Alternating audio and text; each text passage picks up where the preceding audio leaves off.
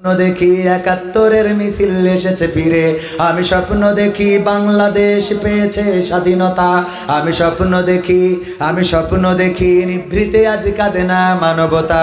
আমি স্বপ্ন দেখি মানুষে মানুষে ভুলেছে ভেদাভেদ। আমি স্বপ্ন দেখি সবার গায়ে পাঞ্জাবি সফেদ। আমি স্বপ্ন দেখি আজান হলে মসজিদে যাই ছুটে। আমি স্বপ্ন দেখি খোদার রহম আনিছে সবাই লুটে। আমি স্বপ্ন দেখি ঘরে ঘরে সবাই আল কোরআন পড়ে। আমি স্বপ্ন দেখি কোরআন দিয়ে সবাই জীবন গড়ে। এই স্বপ্ন যদি না হয় পূরণ, তবে এক নদী বুকে দুঃখ নিয়ে হবে যে আমার মরণ। আমি স্বপ্ন দেখি, আমি স্বপ্ন দেখি, আমি স্বপ্ন দেখি, আমি স্বপ্ন দেখি, আমি স্বপ্ন দেখি পর্দা করে চলে কিশোরী নারী। আমি স্বপ্ন দেখি রূপ নিয়ে কেউ করে না বাহাদুরি। আমি স্বপ্ন দেখি এফডিসি আজ পাল্টে গেছে ঝড়ে। আমি স্বপ্ন দেখি সেখান থেকেই ইসলামী ছবি গড়ে। আমি স্বপ্ন দেখি টিভির পর্দায় আলেমের ছবি ভাসে। আমি স্বপ্ন দেখি প্রতিটা মানুষ ন্যায়ের পথেই আসে। আমি স্বপ্ন দেখি অশ্লীলতা হয়েছে দেশে বন্ধ। আমি স্বপ্ন দেখি নেই তো মানুষ বোবা বধির আর অন্ধ। আমি স্বপ্ন দেখি মরে না মানুষ কোথাও অপঘাতে। আমি স্বপ্ন দেখি ক্ষুদিত শিশু কাঁদে না ফুটপথে। আমি স্বপ্ন দেখি ব্যথা বুকে চেপে কাঁদে না কেউ তো দুঃখে। আমি স্বপ্ন দেখি প্রতিটা মানুষ আছে যে সবাই সুখী। এই স্বপ্ন যদি না হয় পূরণ, তবে এক পাহাড় বুকে দুঃখ নিয়ে হবে যে আমার মরণ। আমি স্বপ্ন দেখি, আমি স্বপ্ন দেখি, আমি স্বপ্ন দেখি, আমি স্বপ্ন দেখি, আমি স্বপ্ন দেখি রাষ্ট্রপতির মুখে রাসূলের দাড়ি। আমি স্বপ্ন দেখি ক্ষমতা নিয়ে করে না কাড়াকাড়ি। আমি স্বপ্ন দেখি নেতা নেত্রীরা ভুলে গেছে সব দ্বন্দ্ব। আমি স্বপ্ন দেখি মিল হয়েছে যেন কবিতার ছন্দ। আমি স্বপ্ন দেখি সুপ্রিম কোর্টের বিচারের মানদণ্ড।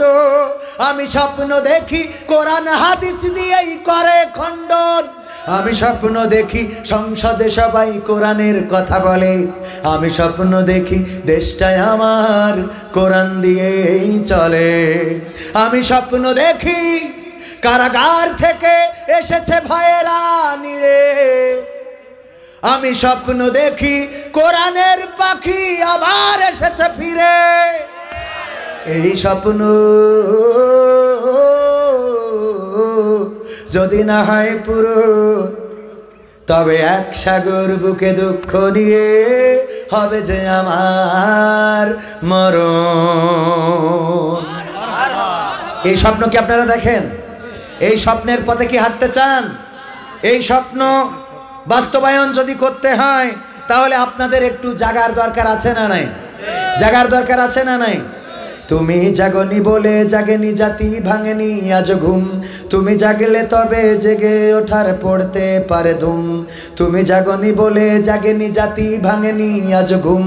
তুমি জাগলে তবে জেগে ওঠার পড়তে পারে ধুম। তাই তুমি আজ জেগে ওঠো, ভেঙে তোমার ঘুম, ভেঙে তোমার ঘুম। জাগো জাগো বন্ধু জাগো, জাগো জাগো সারাপুলবাসী জাগো। তুমি জাগনি বলে গরিব দুঃখী থাকে যে পথের পরে। তুমি জাগনি বলে ধর্ষিতা বোন কাঁদছে অন্ধকারে। তুমি জাগনি বলে গরিব দুঃখী থাকে যে পথের পরে। তুমি জাগনি বলে ধর্ষিতা বোন কাঁদছে অন্ধকারে। তুমি জাগনি বলে হচ্ছে যে খুন, হচ্ছে কত গুম। তুমি জাগলে তবে জেগে ওঠার পড়তে পারে ধুম। জাগো জাগো ও যুবক জাগো, জাগো জাগো ও আমার ভাইরা জাগো। তুমি জাগনি বলে জুলুম সহে মাজলুম আছে যারা। তুমি জাগনি বলে জুলুম করে পার পেয়ে যাই তারা। তুমি জাগনি বলে জুলুম সহে মাজলুম আছে যারা, তুমি জাগনি বলে জুলুম করে পার পেয়ে যাই ওরা, তুমি জাগনি বলে নিরাপদে নেই পথঘাট কি বারুম, তুমি জাগলে তবে জেগে ওঠার পড়তে পারে ধুম। জাগো জাগো বন্ধু জাগো, জাগো জাগো সারাফুলবাসী জাগো। তুমি জাগনি বলে মিডিয়ার কলে নষ্ট হচ্ছে জাতি, তুমি জাগনি বলে হকের দ্বারে মারছে বাতিল লাথি। কয় তো কয় না, ভুল বললাম? তুমি জাগনি বলে মিডিয়ার কলে নষ্ট হচ্ছে জাতি, তুমি জাগনি বলে হকের দ্বারে মারছে বাতিল লাথি, তুমি জাগনি বলে দাউ দাউ করে জ্বলছে যে আগুন, তুমি জাগলে তবে জেগে ওঠার পড়তে পারে ধুম। জাগো জাগো বন্ধু জাগো, জাগো জাগো বন্ধু জাগো। তুমি জাগনি বলে হুতুম পেশা ডাকছে মাথার পরে, তুমি জাগনি বলে কোরআনের পাখি বন্দি কারাগারে, তুমি জাগনি বলে হুতুম পেশা ডাকছে মাথার পরে, তুমি জাগনি বলে কোরআনের পাখি বন্দি কারাগারে, তুমি জাগনি বলে শীতের রাতে হয় না যে তার ঘুম, তুমি জাগলে তবে জেগে ওঠার পড়তে পারে ধুম। জাগো জাগো বন্ধু জাগো, জাগো জাগো আমার ভাইরা জাগো। তুমি না জেগে আজ, তুমি না জেগে আজ পথ চেয়ে আছো, জাগবে বুঝি কেউ? তুমি বিশ্বাস করো এমন কথা ভাবছে বসে সে। বুঝা গেছে? রাজা বললেন গো আমার রাজ্যের মানুষ, তোমরাই আমার পুকুরে দুধ ঢেলে রেখে যাবা, আমি যে পুকুরটা বানিয়েছি ওটা দুধের পুকুর বানাবো, ওই দুধের পুকুরে রাজ্যে ঘোষণা করে দাও আমার জনগণ যেন দুগ্ধ দহন করে, গাই গরু থেকে দুগ্ধ দহন করে আমার পুকুরে ঢেলে রেখে যায়। রাজার এই আদেশ সারা রাজ্যে ছড়িয়ে দেয়া হলো। সবাই চিন্তা করলো সবাই তো দুধ ঢালবে, আমি পানি ঢালি। এই চিন্তাটা কি করেছে? সবাই করেছে। সবাই তো দুধ ঢালবে, আমি পানি ঢালি গো। এই চিন্তা করে ওই রাতের অন্ধকারে সবাই এসে পানি ঢেলে রেখে গেছে। সকালবেলা রাজা চিন্তা করেছে আমার রাজ্যের মানুষ রাতের অন্ধকারে দুধের পুকুর বানিয়েছে, আমি ওই দুধের পুকুরে সকালবেলা স্নান করব, গোসল করব। সকালবেলা যেয়ে দেখে কিসের দুধের পুকুর গো, হয়ে আছে পানির পুকুর। কের পুকুর? কারণ কি? জাগবে বুঝি কেউ?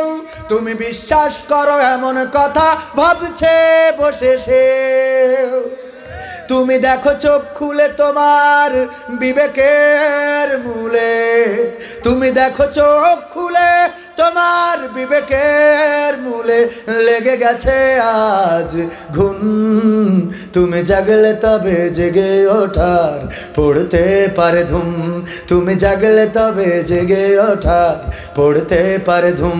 তুমি জাগনি বলে জাগেনি জাতি, ভাঙেনি আজ ঘুম, তুমি জাগলে তবে জেগে ওঠার পড়তে পারে ধুম। জাগার দরকার আছে না নাই? একটু জাগার দরকার আছে না নাই? আমার আল্লাহ বললেন ইয়া আইয়ুহাল্লাযীনা আমানু হাল আদুল্লুকুম আলা তিজারাতিন তুনজিকুম মিন আযাবিন আলীম। আমার আল্লাহ বললেন ওগো আমার বান্দারা, ওগো ইমানদারেরা, আমি কি তোমাদের এমন একটা ব্যবসার কথা বলে দেব যেই ব্যবসা করলে তোমরা কল্যাণ পাবে, যেই ব্যবসা করলে তোমরা জাহান্নামের আযাব থেকে বেঁচে যাবে, এমন কোন ব্যবসার কথা কি বলে দেব? আমরা বললাম আল্লাহ বলে দাও।